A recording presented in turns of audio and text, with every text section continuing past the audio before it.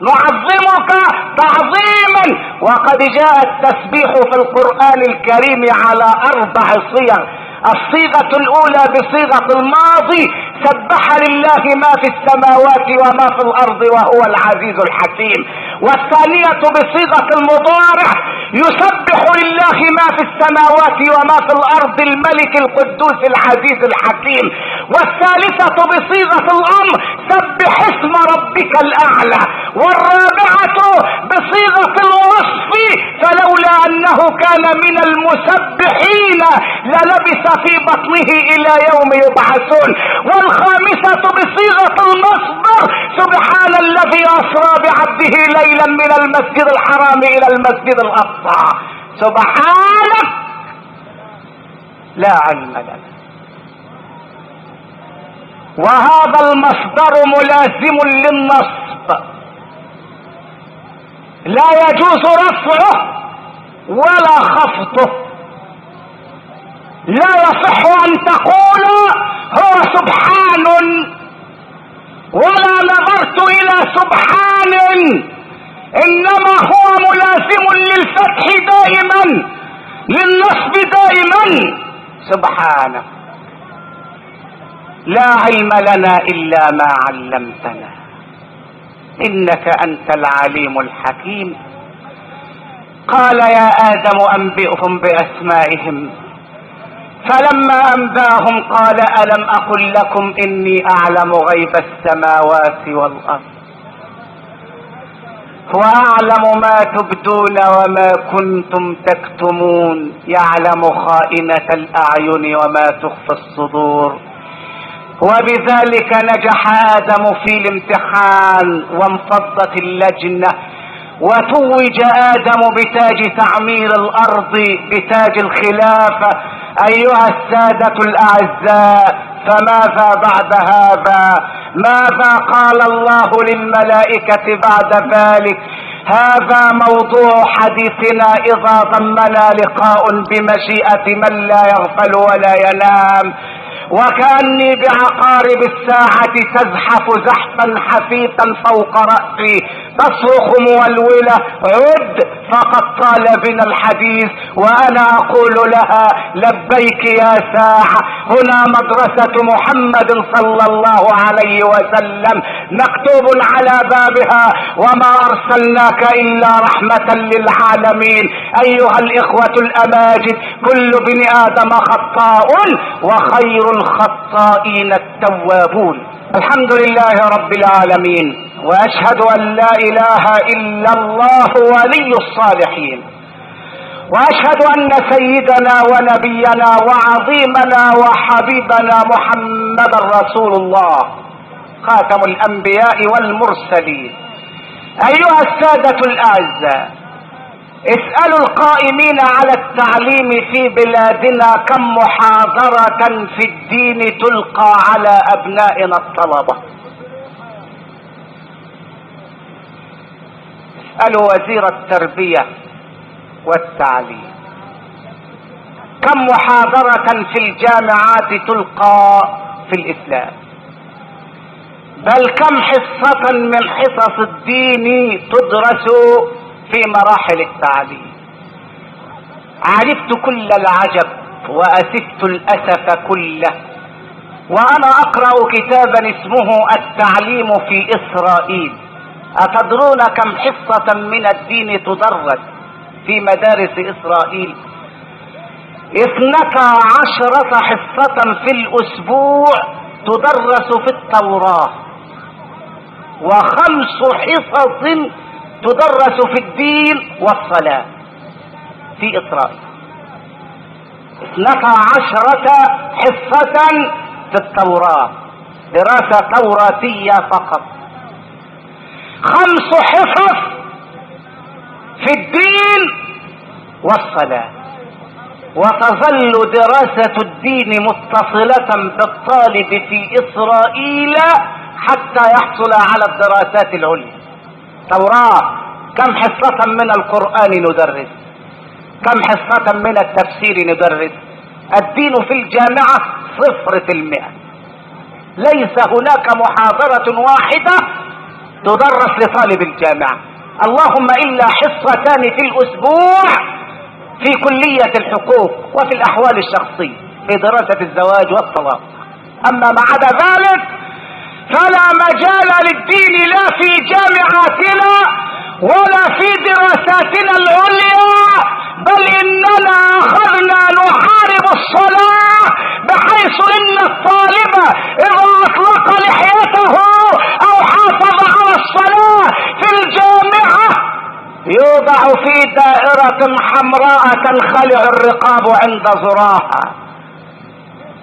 فمن نحارب؟ أنحارب الله؟ إن الله لا يحارب، إن الله لا يحارب. ولذلك فإن الصحفي الأمريكي هيرمان ووك عندما سأل مؤسس إسرائيل بن غوريون وقال له لماذا تتمسكون بالتوراة، فقال له بن غوريون إن إسرائيل قامت على التوراة، وإن الدين الذي أبقى على الآباء والأجداد قادر على أن يبقي على الأبناء والأحفاد. ويقول موشيه ديان إن إسرائيل قامت على 3 مقومات: التوراة وأرض المعاد والشعب اليهودي. إذا كانت إسرائيل أمة عقيدة فإن العقيدة لا تحارب إلا بالعقيدة. عقيدة اليهود باطلة لأنهم ادعوا على الله ما الله بريء منه. قالوا إن الله صارع يعقوب في البرية، أي لا كما يعقوب وكاد يعقوب يغلب الله، هذا في التوراة. أما عن الأنبياء فقالوا إن نبي الله لوطا كان له بنتان سقتاه الخمر، سقط أباهما الخمر، سقط لوطا الخمر، ثم زنى بابنتيه وأنجب منهما. الأنبياء هذا كله في التوراة الباطلة. وقالوا إن آدم بعدما أكل من الشجرة اختبأ في ظل شجرة، وأخذ الله ينادي عليه في الجنة ويبحث عنه ويقول أين أنت يا آدم؟ لم لا أراك يا آدم؟ كأن الله لا يرى ولا يعلم. هذا هو التوراة، هذه هي التوراة. وقالوا إن نبي الله داود تزوج ب99 امرأة، ثم أعجبته امرأة قائد الجيش لما رآها عارية في الحمام، فأرسل قائد جيشه ويسمى أوريا ليقتل في الميدان ويتزوج داود بزوجته. داود الذي قال له مولانا في القرآن الكريم، قال لحبيبه محمد: اصبر على ما يقولون واذكر عبدنا داود ذا الأيد إنه أواب، إنه أواب. واذكر عبدنا داود ذا الأيد إنه أواب. هذه هي التوراة المحرفة المغيرة، درسوها وقرأوها واعتنوا بها. والقرآن الذي يقول فيه منزله: إنا نحن نزلنا الذكر وإنا له لحافظون، تركناه وغيرناه وتركنا العمل به، هجرناه ولم نعمل به، وحللنا حرامه وحرمنا حلاله. أحللنا الخمر والقرآن حرمه، أحللنا الزنا والقرآن حرمه، أحللنا الميسر والقرآن حرمه. حللنا وحرمنا على حسب ما وضعنا من القوانين، لكل فعل رد فعل، مساو له في المقدار، مضاد له في الاتجاه. إن أردتم حرب إسرائيل فادرسوا عقيدة لا إله إلا الله.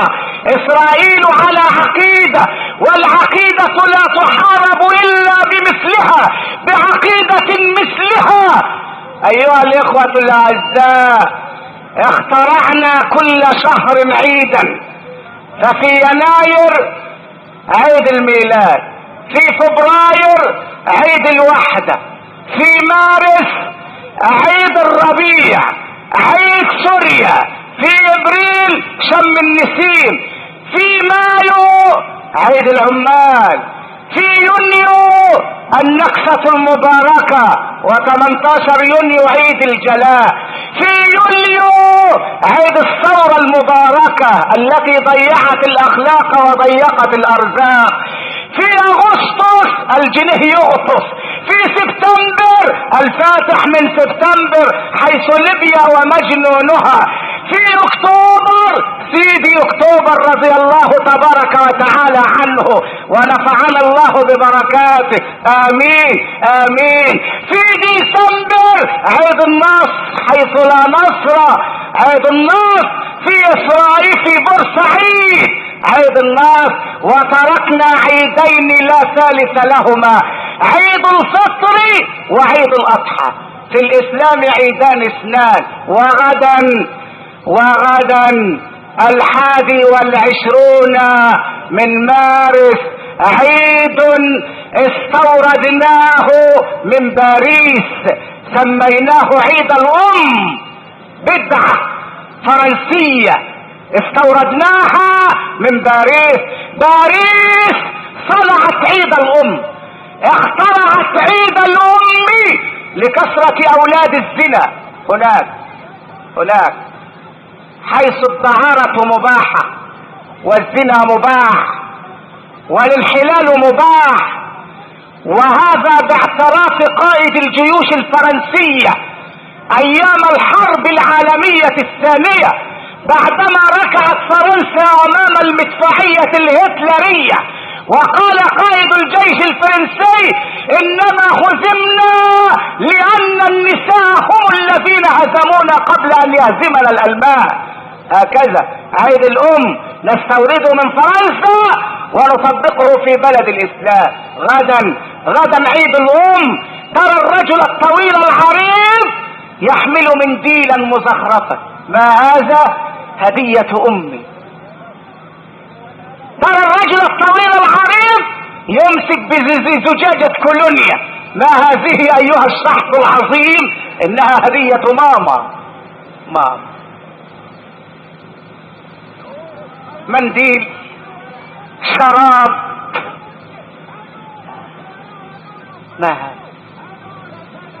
ما هذا؟ أهذا له أصل في الإسلام؟ لا، وإلا فخبروني إذا كان هناك طفل يتيم ورأى الأطفال يذهبون إلى أمهاتهم، فماذا يصنع اليتامى؟ لقد نهى رسول الله صلى الله عليه وسلم عن تجديد الأحزاب. وهل للأم عيد؟ والله الذي لا إله غيره أنا ما زلت أذكر هذا الحدث منذ 10 سنوات. جاءتني سيدة عجوز في بيت، وبعدما فتحت لها الباب خلعت حذاءها ودخلت حافية احتراما للمكان، وجلست واستمعت إليه. قالت أتعرف ابني فلانا؟ قلت لها نعم، إنه رجل يقرأ القرآن والله هكذا. قالت إنه ضربني اليوم بحذائه على رأسي.